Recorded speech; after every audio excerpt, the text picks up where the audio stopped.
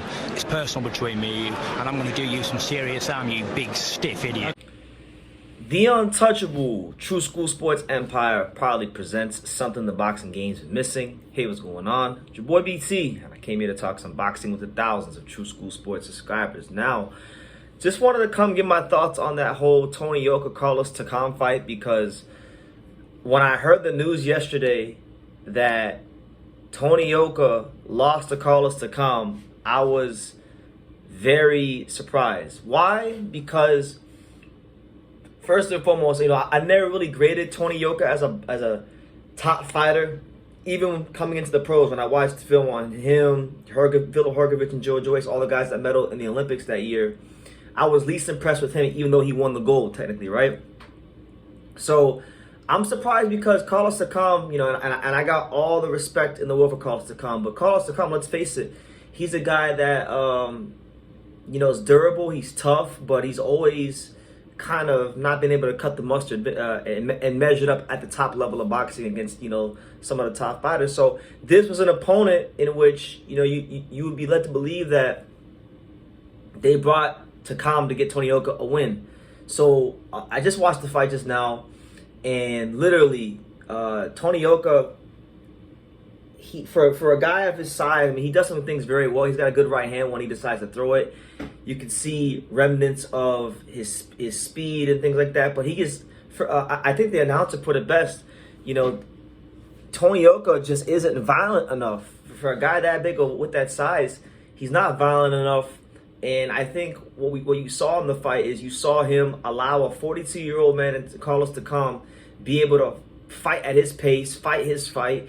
And then you saw Takam grow in confidence as the fight went along. He was hitting Tony Yoka with 3 or 4 punch combinations. He looked like a hybrid of Burt Cooper and Joe Frazier at times. I mean, it was absolutely unbelievable. And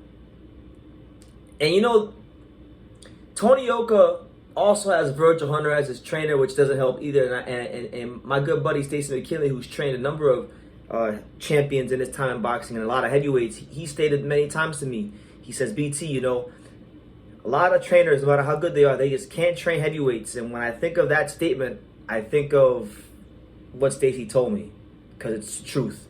Virgil Hunter, I don't really class him highly as a trainer, and I class him even less highly when it comes to training heavyweights. He's got a horrible track record with training heavyweights. Look at what happened with Dominic Brazil. Look at what's now happened with the 2 fights of Tony Yoka. So if you're a heavyweight out there and you start training with Virgil Hunter, you deserve everything you get coming towards you. But for lack of a better term, Tony Yoka is the French Audley Harrison, meaning that he's a fighter that had success in the amateurs, won a gold medal, but couldn't necessarily transition to the pros. And when he stepped up, just like Audley Harrison did all those years ago against the likes of Deontay Wilder and I believe David Price as well. It was David Price or Tony Thompson. I forgot who it was that beat Audley Harrison, but he was a bust in the pros. He's the French version of that.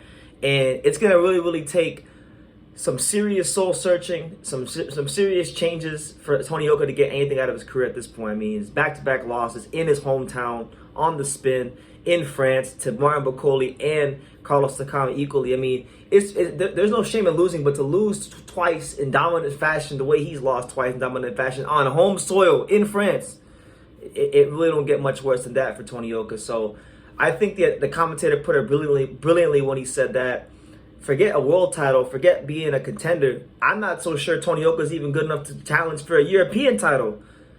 So like you look at like David Audley, who holds the WBO heavyweight title, and he's caught a lot of flack in his career for some fights where he hasn't looked so good.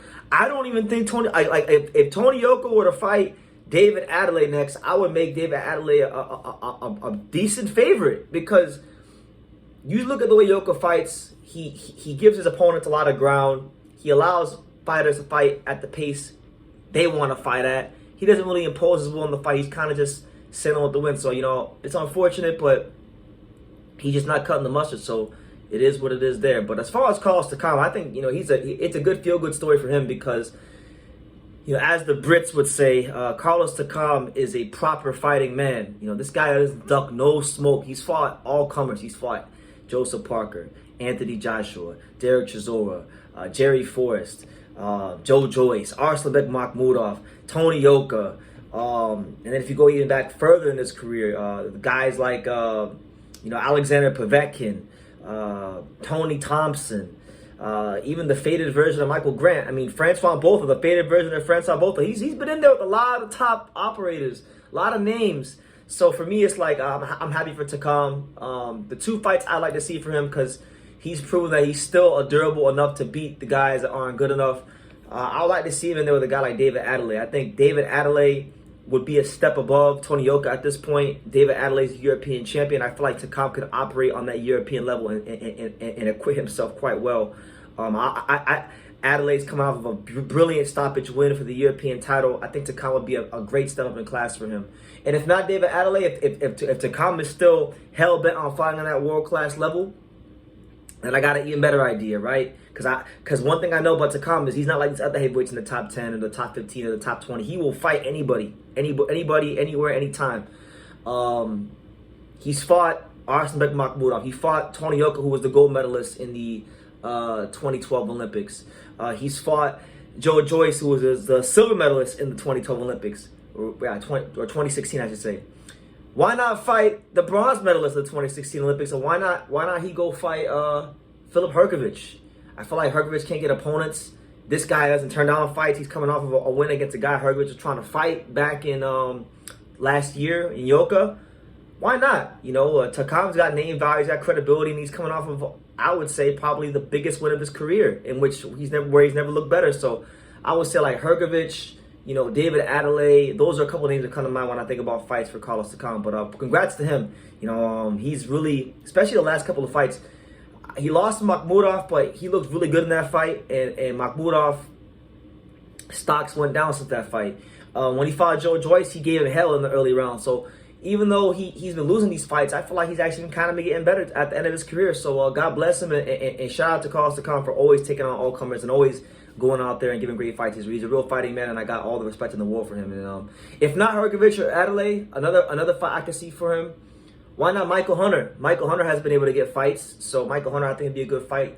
There's definitely some heavyweights out there, some good fights out there for the African heavyweight warrior to continue fighting, because the guy's clearly shown he's got enough durability and talent left in the tank to continue fighting at a decent level in boxing. So it's a long way back from Tony Yoka. Right now at this moment in time, he is the French Audley Harrison. So yeah, let me know what you guys think about Tony Yoka's performance or lack thereof in the comments down below. Make sure you guys take the time to subscribe, and like I say in every single one of these videos, you can love me or you can hate me, but I'm just a kid from Ding it. So until next time, take care, guys. Thank you for watching another video on the untouchable True School Sports Empire. For more great boxing content just like this video, click right here and make sure you subscribe. Much love from sunny South Florida.